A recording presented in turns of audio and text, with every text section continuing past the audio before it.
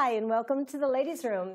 And today we have with us Gregory Cox, who is a wonderful life coach and a healthy lifestyle chef, and she is going to make a delicious menu for us today. So you might want to take some notes. This is Gregory Ann. Welcome. Thank you very much. Nice to be here. What are you going to make? Well, since we are heading into spring, I'm trying to do something that's a little bit light at the same time as, you know, delicious and yummy. And so we're going to start with a warm white bean dip with rosemary. Yum. We're going to serve that with some fresh veggies. And the always popular whole wheat pita chips that I make, I don't buy those ones in those packages. These are so much better. But this is one of the easiest things to do, and we're all encouraged to get more beans in our diet, right, because of the fiber, and it's a really slow-burning carb, so we get sustained energy. And if you eat it with rice, it's pure protein. Exactly. Yeah. So I have just a can of white beans, cannellini beans here, ready. I accidentally bought cannellini beans at BJ's the other day, and I've never used them. So this is really great to know. And they're very... I'm just putting a little olive oil in the pan because we're going to, of course, I said rosemary and garlic. We're going to have to heat up our garlic. And this is, for 1 can, I'm going to call this a ½ teaspoon of minced garlic. If you like to buy the garlic that's pre-chopped, I would use a little bit less. That has a stronger flavor than when you chop it fresh. What I'm going to do is let the garlic heat almost until it feels like it's going to get brown. Now, how do you know that? I don't know. I just know from doing it a long time before I add the rosemary, because the rosemary, we just want to pop it in there. It's going to sizzle, and it expresses the oils of the rosemary. So for 1 can of white beans, we had this much. 1 sprig, would you call that, of rosemary? Okay, so my garlic is just getting brown. I'm going to pour this right in on top, and I have a high-heat spatula so that we don't melt any rubber into our dish. And we're going to need some more olive oil because that doesn't have enough liquid in it, and we might need a little bit of water. So you can be generous with the olive oil. There's probably maybe a quarter of a cup in there. I'm going to give it a little pinch of kosher salt, and I love fresh ground black pepper. So I'm going to give this a, we're going to start this and see. It probably will need some water. Okay. And so these pita chips, you get whole wheat pitas, and you brush them with olive oil? Yes. And just sprinkle salt on them? A little kosher salt. And stick them in the oven for how long? You know, I think I timed those yesterday at 12 minutes. And of course, at 350 degrees? It was 350. So just whatever keep an eye on them. Even when I know that something takes a certain amount of time, I always set a timer a little bit ahead. Because you just never know, and they're a lot. You don't want to burn a whole pan. Well, they're so much better than the pita chips you buy, aren't they? Oh, so you're adding like a couple of tablespoons. Yeah, probably 2 tablespoons.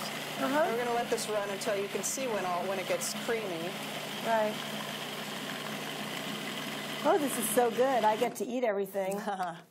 Now, really, how long did that take? This whole process? How long will it take me to eat everything?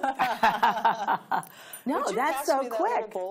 Certainly. Yeah, and so this is all it takes. Now, sometimes I might add the zest of a lemon or, play with it a little bit. But there you have it. And this is actually really good, not only as a dip, but sometimes if I grill a piece of fish, I'll put that down on the plate first. And then put your grilled fish on there. Great idea. And it's like just a sauce, almost like a sauce, yeah. Yeah. So I'm just going to put this over on the side. Yeah, please do. And for some reason, these pita chips are the most popular thing ever. So when you get the pita, just to be clear, when there's a pocket, so there's 2 pieces to the pita. So once you cut it, you have to make your little triangles and then rip them in half. I don't want somebody to think that they're the 2 so pieces. It's single. Yeah, so I've cut it open, cut it in triangles, and then opened each one. Oh, okay. Otherwise, they're too thick. They don't get crunchy. From the center doesn't get crunchy. Exactly, exactly. Well, they are delicious. No, good. I'm going to make my own from now on. It's so much better than store-bought. So for the rest of our meal... Oh, that's great. And of course, all the, crudité fell out of favor for a while, but now since vegetables are so popular, I think we're getting back into it. I always want to make sure people seem to like the sweetness of the bell peppers, the red and the yellow, more than the green, although I'm a green pepper person. Yeah. So whatever is in the market, sometimes it'll be radishes and celery Asparagus? and asparagus, exactly. We're actually having asparagus with our entree this evening. Oh, cool. Because it's spring and asparagus season. Asparagus time. Asparagus time. So what we're going to do, so we're having a fish entree. And I have two kinds of fish because I wanted people to have to see two different varieties of how the plate would look. I have some striped bass, local striped bass, which is one of my favorite, very white, flaky, and then some beautiful sea scallops. They are big sea scallops. They are big, and I like them big because they stay nice and moist in the center. What do you call those, 10 12s, which means, for anybody who's not familiar, would mean that there are somewhere between 10 and 12 to a pound. Okay, so I'm going to now figure out, again, how to turn on my little burner here. Okay, so we're going to do the fish. Now, we've already preheated the oven, and I hope, let's make sure. Oh, you go check the oven for me, that would be great. Does it say something? 325. Oh. I turned it on to convection. Okay, but it went down to 325. Huh. That's okay, because 325 is equal to 350 on a convection.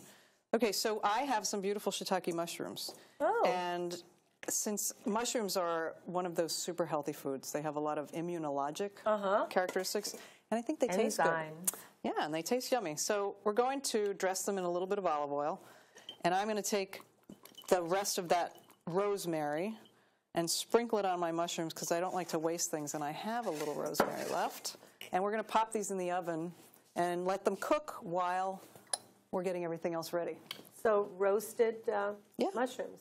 What I like to do is make as little mess as possible. So if I can do something in the oven while I'm using the stove, then I like to do that. Just going to give a little seasoning because, as I say, everything that ends up on the at the party should have its own outfit. So everything that's going to end up on a plate should be seasoned in its own way. So then you get everything works together. Yeah. And sometimes, you'll take a bite of something and like there's no seasoning on a vegetable or something in a restaurant. Okay, so we're just going to pop these guys in the oven. I often see shiitake mushrooms sort of dried out and in a thing. And what do? You add water and let them reconstitute? They take a lot of time to reconstitute. Then you wouldn't roast them. You would just use them, in a stir fry or something? You have to cut them sort of thin or at least into quarters because they're still kind of chewy when they're reconstituted. Are they still as nutritionally valuable that way? Or? I believe they are. I would imagine drying them because a lot of the Asian remedies, if you want to, that are ground pulverized, they would have to dry them first. So they probably are pretty good.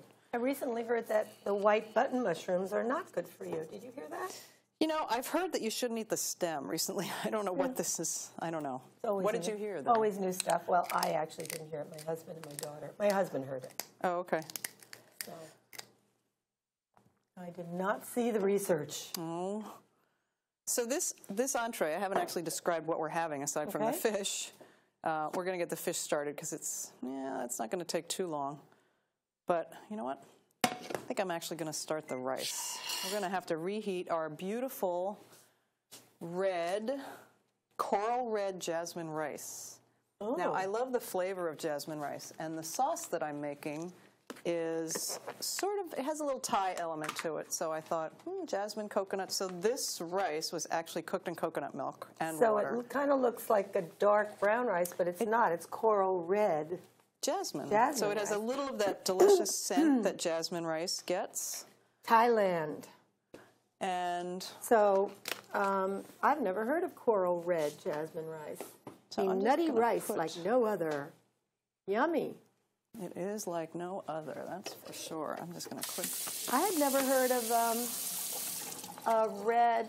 the little red lentils, and you can make lentil soup out of that so quickly. They're tiny and like little pearls. They are. So I cooked the rice earlier today. And what's the white stuff in there? Just a little coconut milk to keep that flavor of the coconut going. And of course, coconut, although people think it's not good for us because of the fat, it's very good for us. Even the coconut oil, it's good fat. Super healthy fat. Yep. And the flavor is so wonderful compared to just the same old olive oil or that kind of thing. So If I heat this up, I'm going to put it on a burner and just keep it warm. And then we'll get our fish started. And I also have some beautiful veggies, asparagus, and some yellow squash that I roasted in the oven. I'm new to this oven situation here. New to the stove, new to the oven? The top. Well, the stove and the oven are kind of new to LTV, too. I think they've only been here for about, great. I don't know, maybe almost 2 years. They're really It's a wonderful kitchen. It is. Now, the reason that I have, somebody may say, why is she having so many vegetables? Once again, can't get enough of this nutritious. The plant kingdom is so nutritious, and I like to include it. And again, somebody might be saying, oh, there she goes with the olive oil again. You know what? There's not a lot going on. You see I have my finger over the top here. It's just giving it a sprinkle so that it won't stick to the pan. It also gives it a little flavor. And so when we roast vegetables, we throw them all in a bowl and pour olive oil and toss them in a bowl. But I see the chefs on TV sprinkle it on top like that. Does it stick less to the pan if it's just sprinkled on top like that? No. With asparagus, I wouldn't want to toss them in a bowl, and I actually, ordinarily, if I was home, I would have put my hands in them and pushed them around, but I'm trying to make it look a little more Now, how come you didn't put oil on the squash? It already has oil, because I par-cooked that. Oh. So that brushed with oil, put it in the oven, because I didn't know how long it would take with this oven. When I'm new to an oven, I don't like to risk waiting till the last minute. Especially when we only have 27 minutes. Oh my gosh, the pressure is on. 27-minute dinner. Okay, now one thing I want to mention to people. People often ask me, how do restaurants get that really nice brown on the top of the fish? And all you have to do is not fuss with it. You have to put it in the pan, and you have to make believe it's not even there, because everybody wants to look at it and turn it over. And of course, it can't caramelize, because what's turning brown is actually sugar. That's why we turn brown, because we have sugar in us. Oh, because it's so sweet. Yeah. So we're going to let that sit. I'm not going to fuss with it. I'm not going to do anything until I somehow instinctively feel that they're nice and brown on one side. Then we'll flip them over. And ordinarily, we wouldn't cook these kinds of things together, but these are so thick, they're going to take just about the same amount of time as this. I don't like my fish cooked tight. I like it to be a little bit, definitely juicy. Juicy. Now, I didn't tell you about the delicious sauce we have, which is a fresh cilantro pesto made with roasted cashews, lime juice, a little tiny bit of brown sugar, lime juice, brown sugar, olive oil, cilantro, and the roasted cashews. Wow. And a little bit of soy sauce. And this is a recipe, and garlic. I found this years ago. I don't remember where I found it. It stayed in my head, so I'm not even sure what it started out as, but I use it. Sometimes I'll even marinate. I'll take some of this if I'm going to do chicken on the grill or in the oven, and I'll cut it in half with olive oil and put the chicken in a bag or a pork roast. And then the next day when you cook it, it's so intense of the garlic and the Wow. So we're going to take a peek over here. I'm not sure they're ready. Getting there. I'm going to give it another minute, and I'm going to check on my veggies. I think another thing about searing stuff is that the pan has to be really hot. Yes. So you need to use an oil that has a high smoking point. Yes. And it literally should be smoking when you put it in. Smoking just barely, though. Yeah, barely. Sometimes, I don't know whether you've ever eaten in a Chinese restaurant and you get stir-fried veggies and they taste something is like, it's when they burn the oil. Because their wok is very thin metal, so it gets really super hot. And it just ruins the flavor. So there's a point you don't want to cross over. Slightly smoking, just about the beginning of smoking. It's a good shot. So grapeseed oil has a high smoking point, and I think light olive oil has a high smoking point. Yeah, I think you're right about the light olive oil. And coconut oil has a high smoking point. Yes, it does. And really, if you're going to put a sauce on things, it doesn't need to be EVOO in the pan. It's just the only one I brought. Now see the beautiful color we got on these scallops? Yeah, fabulous. And that's where you get some of the best flavor so good too. Is when something's nicely caramelized. Now, if I had company and I wanted to, you know, people tend to gather in the kitchen. Right. I would probably finish this in the oven to stop it from... Cook it ahead of time. No, right now. Oh. I would just put the whole pan in the oven and let it finish in there so that I could turn this off and it would just... There's something about the smell and it's hot, so... But we're going to let it cook right here on the stove. I'm just going to lower this down a bit. There we go. I had to show you this... when I seasoned my vegetables, I'm a big salt person, the seasoned salts that you can buy nowadays, and I realized this came in a gift basket, but it's called Sag Harbor Salt. So it's from a local company. Organic. Yeah. Organic it's mixed very salt, does it say? It's got some... Salt mix. Salt mix, yeah. Huh. Oh, and it's kind of gray. It's interesting, all the different colors of salts now. I know, and I What's it got in it? The kind of black stuff? I don't remember, quite frankly. Well, I'm just going to move this out of the way. I like baleen salt. Have you ever had baleen Which one? salt? Baleen? Oh, yeah, I do. I have a box of that. I like that, too. I like my Himalayan salt. I have black Hawaiian salt, which is kind of odd to use, but because we're not used to putting black salt on our food, but it tastes great.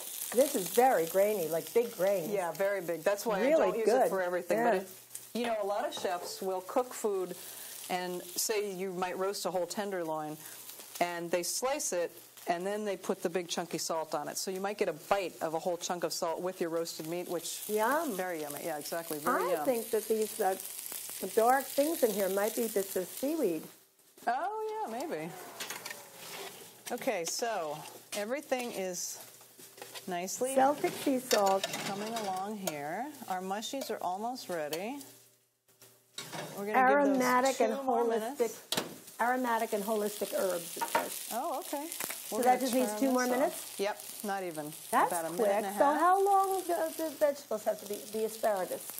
Well, I blanched those. So Oh, I cooked them and shot them in cold water. Okay. So they were 2/3 of the way done anyway. Oh, okay. So, and the oven is on 325 on convection, so there's the heat, the air circulating, which gets it done faster, gets the job done faster. And so how do you keep them, how do they stay so bright green then? Do you put any lemon juice on them or anything? No, it's getting them out of the boiling water and putting them into an ice bath. And some people who don't have a good ice maker at home, they might only use cold water. And in that case, you know, there's a spoon. Just a teaspoon that I can spoon my little sauce. Oh, here we go. Yeah. Teaspoons. So our rice is nice and hot, and as I said, we're going to do 2 different plates just for the heck of it. Okay. I'm going to move this out of the way so you can see what we're doing.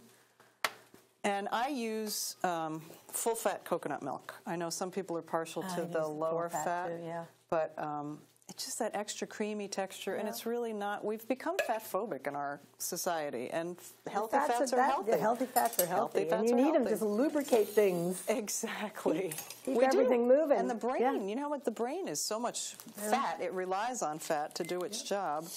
And it's an interesting thing I saw. It might have been on PubMed or something, but you can trace the beginning of the increase of uptake, those Prozac and those kind of drugs. You can track the increase to the low-fat diet craze. Really? I mean, almost year after year after year, they went up in tandem. Huh. When all the fat-free foods were around, there's a spike. It's just so interesting because our brains need... That's why people talk about omega-3s and fish oil. It helps with depression and I just started taking krill oil. I don't remember to take it all the time, but I just started taking krill oil. good. All right, now Look at those little guys. I know. I think I can... They look like a little bit like roasted potatoes. I'm going to put this down here. Yeah, they do look like little roasted potatoes. I just didn't want to put something down on a cutting board without... I mean, I didn't want to put it... put it on... you don't want to burn the counter? Yeah, exactly. I'm not sure what the counter is going to sustain. You think? I think it's probably fine. Lord. I think it's probably fine. You know what happened one time with me? Oh, there's a counter. I put something down on somebody's counter at a home I was cooking in, and the woman walked in and started screeching. Oh. Because I guess corian or one of those is not shatterproof or explosion-proof. So. I had a potluck dinner last year. That was my fault. That's okay. And someone came in with a pot of soup. They brought soup to a potluck dinner. Oh. I now put please no drippy foods or however. But they were, God bless them, they were looking for a hot plate, and what they picked up was the bottom of a spring pan from someone that brought a cake, so it was metal. Oh, Lord. They put it on my dining room table, which is wood, Oy. and now I have a round metal souvenir of that party. How nice. A round burn on my table, but anyway, it happens. And, it does. And we love our friends. And we love our friends and we love our parties, and so we have like little reminders of, oh, that was a great party. There you go. Now, can you smell that coconut coming off of that rice? Yeah. Smells delicious. Now, people think it's hard to create an artistic-looking plate. It really isn't. We're going to do 2 different versions here. It's just a matter of playing with your food. Yeah. And I love to play with my food. Did your mother let you play with your food? I'm sure that I was not allowed to play with my food, quite frankly. I'm probably, what are we going to do with these guys? Okay, so we're going to do that. Like that. Beautiful. I like asparagus, so we're going to have a lot of asparagus on our plates.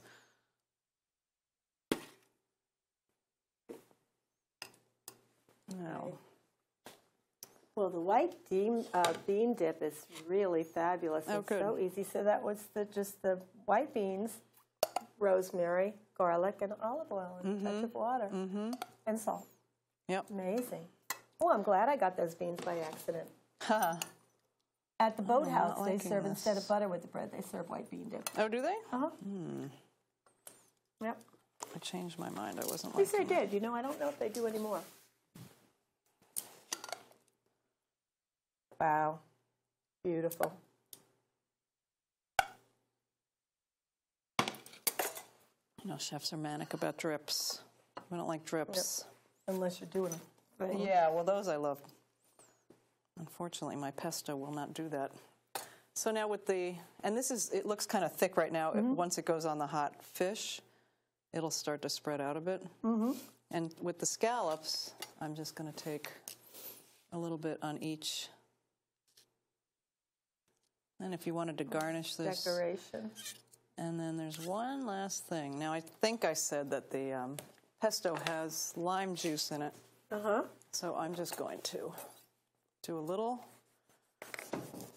itty-bitty on the fish to give it that little extra zing of lime, really bright, because we all love lime. And there you have dinner. 28 Okay, minutes show's or over. less. We're eating now. Thanks for You might coming. want to put your mushrooms on Oh, the plate. gosh, thank you for reminding me. You're welcome. I don't want to leave out the mushrooms. No, I don't either. Oh, that one got stuck. I don't either. They are sticky little buggers. There we go. Beautiful.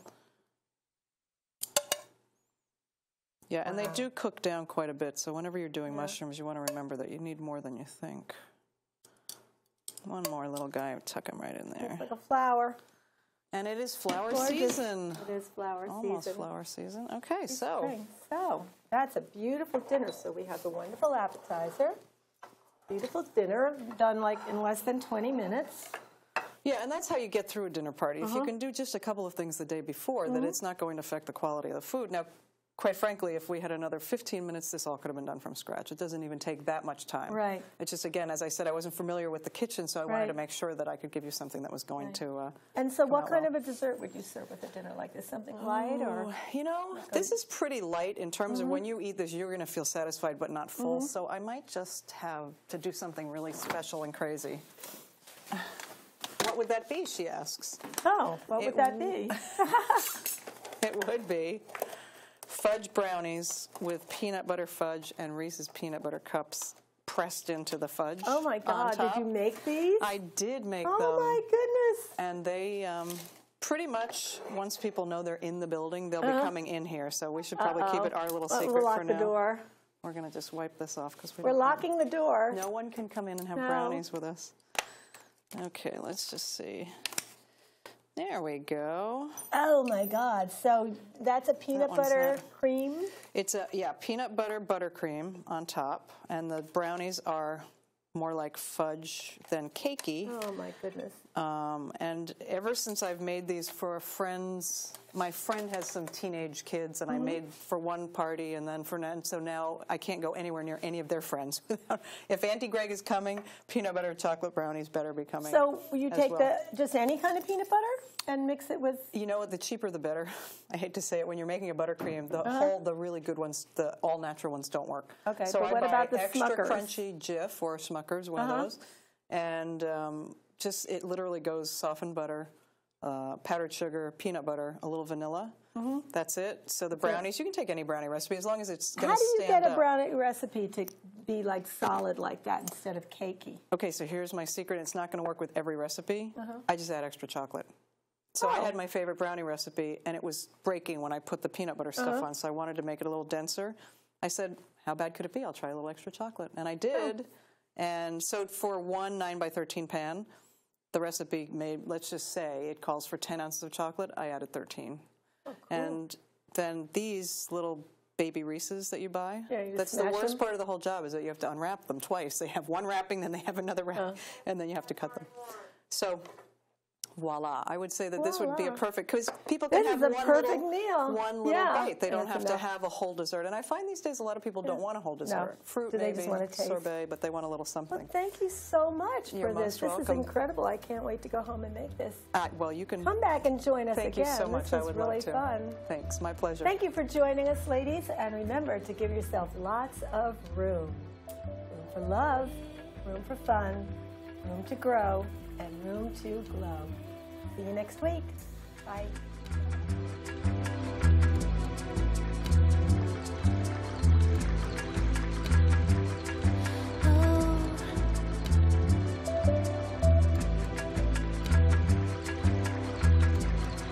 Breathe in.